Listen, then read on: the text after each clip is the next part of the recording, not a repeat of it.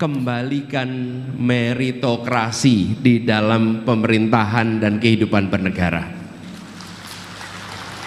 Posisi diberikan pada yang berprestasi, bukan diberikan karena koneksi. Aku tuh terus terang aja loh, saya tuh nggak dendam sama Anies, enggak. Kalau ya dikasih nilai 11 tuh gue nggak apa-apa itu. Bener loh, sebetulnya dia yang bantu aku menang, saudara-saudara.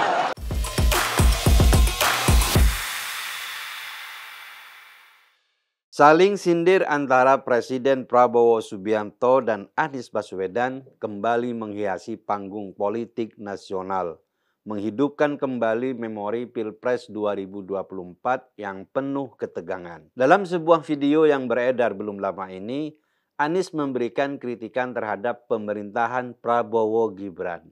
Sementara Prabowo juga pernah mengungkit kritikan Anies saat acara debat Capres 2024. Ketika itu, Anies memberikan nilai 11 dari 100 untuk kepemimpinan Prabowo sebagai Menhan. Namun, alih-alih membalas dengan emosi, Prabowo memilih menanggapi penilaian Anies itu dengan gaya yang santai dan humor. Prabowo secara elegan membalik kritik menjadi panggung untuk menunjukkan sikap besar hati, menyebut bahwa dalam 5 kali ikut pemilu, ia mengalami 4 kali kekalahan dan tidak menjadikannya sebagai alasan untuk menyerang balik lawan. Namun, publik juga dikejutkan dengan pernyataan Anies yang tiba-tiba memberikan kritik pada pemerintah. Setelah Pilpres, Anies lebih banyak diam. Tapi belum lama ini dia telah menegaskan dirinya sebagai oposisi yang diistilahkannya penyeimbang. Publik bertanya-tanya, ada gerangan apa ini? Sayangnya kritikan Anies tidak memiliki kerangka konkret, data, dan analisis yang tajam.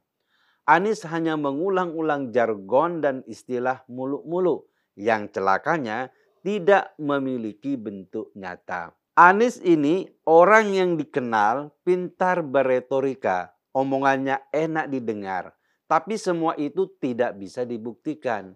Anies tipe orang yang pandai berwacana tapi tak mampu mengeksekusinya. Dalam sebuah forum bertajuk Dialog Kebangsaan di Semarang, Anies tampil sebagai oposisi moral yang mengkritik pemerintah Prabowo Gibran. Ia menyinggung sejumlah isu krusial seperti transparansi, integritas, meritokrasi, hingga sistem pengawasan ekonomi. Kritik semacam ini tentu baik. Pemerintah perlu pengawasan. Karena tanpa pengawasan, anggaran yang dikumpulkan dari keringat rakyat akan mudah menguap tanpa pertanggungjawaban.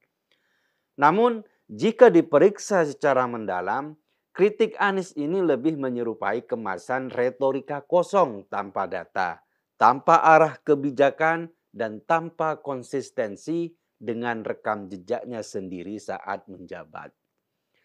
Ibarat menepuk air di dulang, terpercik mukanya sendiri. Anies ingin menunjukkan borok pemerintah, tapi orang tidak lupa borok dia saat berkuasa dulu.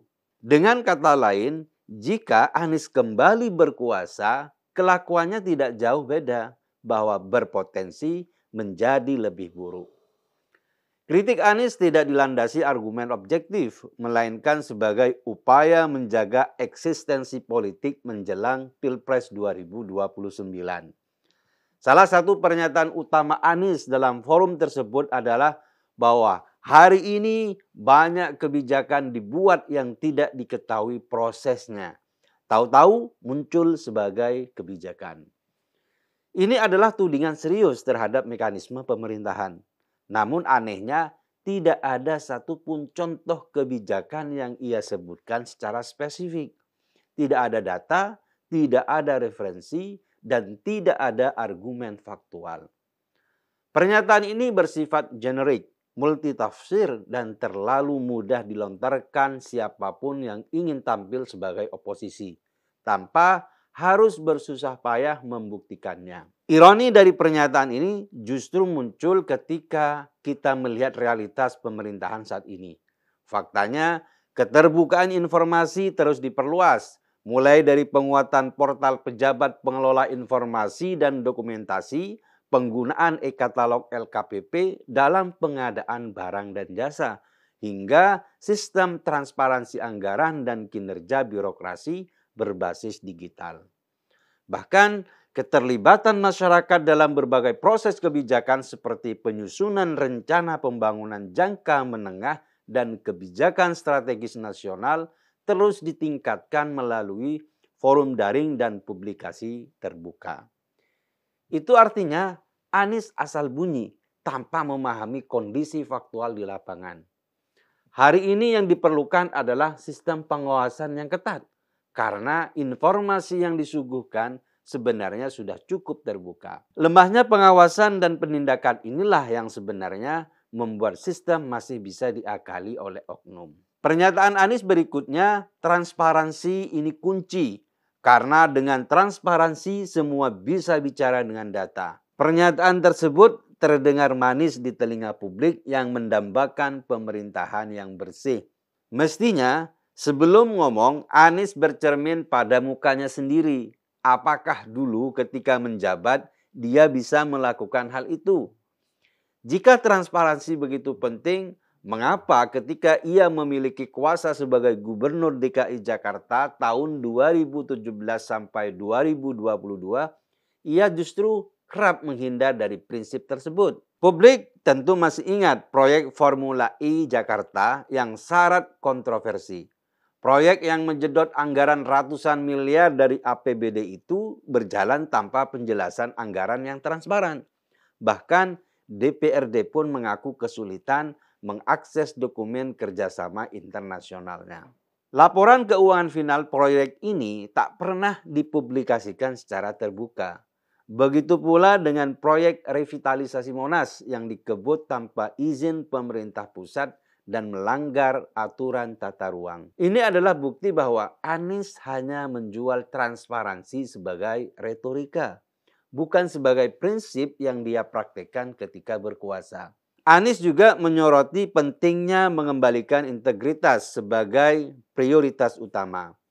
Ia membingkai integritas bukan sekedar kejujuran, tapi kejujuran yang dilandasi nilai kebenaran dan kepentingan publik. Sekilas ini terdengar seperti pernyataan seorang negarawan. Namun ketika dikupas, pernyataan ini lagi-lagi tidak mengarah pada kebijakan nyata atau analisis sistemik.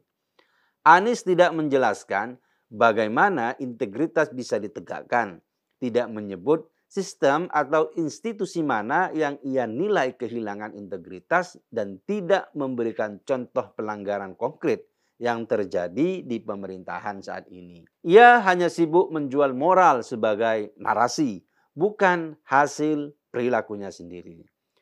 Padahal jika integritas benar-benar menjadi standar, maka rekam jejaknya sendiri harus menjadi bahan refleksi. Penyaluran bantuan sosial atau bansos saat pandemi di Jakarta juga menuai kritik karena distribusi yang tidak merata dan data yang tumpang tindih dengan pemerintah pusat. Transparansi laporan keuangan Pemprov DKI di era Anies kerap dipertanyakan karena kurangnya pembukuan data belanja publik secara rinci. Itu semua cukup untuk menampar muka Anies sendiri. Dalam forum yang sama, Anies menyuarakan bahwa jabatan publik harus berdasarkan kompetensi, bukan koneksi. Ia mengaku prihatin karena banyak tanggung jawab publik hari ini diberikan bukan karena kompetensi, tapi karena koneksi. Namun, lagi-lagi ucapan ini tidak sejalan dengan rekam jejak pribadinya. Selama menjabat Gubernur DKI Jakarta, Anies justru tak memberikan contoh nyata penerapan meritokrasi.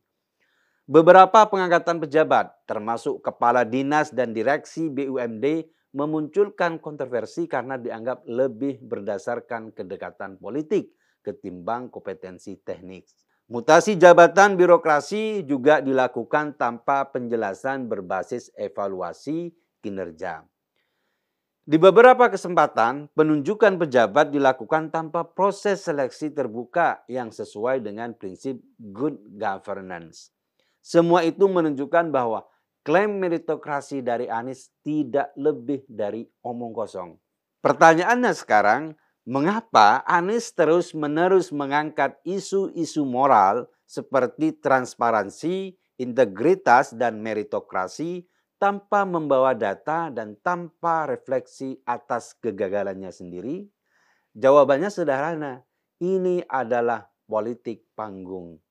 Pasca kekalahannya dalam Pilpres 2024, Anies tentu tidak ingin namanya tenggelam. Maka menjadi oposisi vokal terhadap pemerintah Prabowo Gibran adalah cara paling efektif untuk menjaga relevansi politik, memperkuat basis pendukung, dan membangun kembali modal elektoral menjelang 2029. Namun sayangnya, strategi ini dijalankan tanpa kedalaman gagasan. Tidak ada kritik berbasis kebijakan, tidak ada argumen berdasar data, tidak ada tawaran solusi.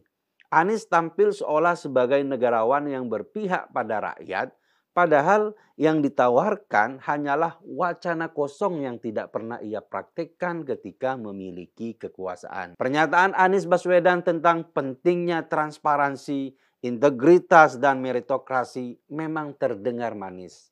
Namun, ketika dibenturkan dengan kenyataan, semua itu tidak lebih dari retorika politik yang hampa substansi. Ia tidak membawa data, tidak menyodorkan solusi, dan tidak mencerminkan konsistensi antara kata dan perbuatan. Dalam politik, kata-kata memang penting. Tapi tanpa tindakan, kata hanyalah alat pencitraan. Dan publik berhak mendapatkan lebih dari sekedar janji dan jargon. Mereka layak mendapatkan pemimpin yang tidak hanya pandai berbicara, tapi juga bertindak dan bertanggung jawab atas apa yang ia ucapkan.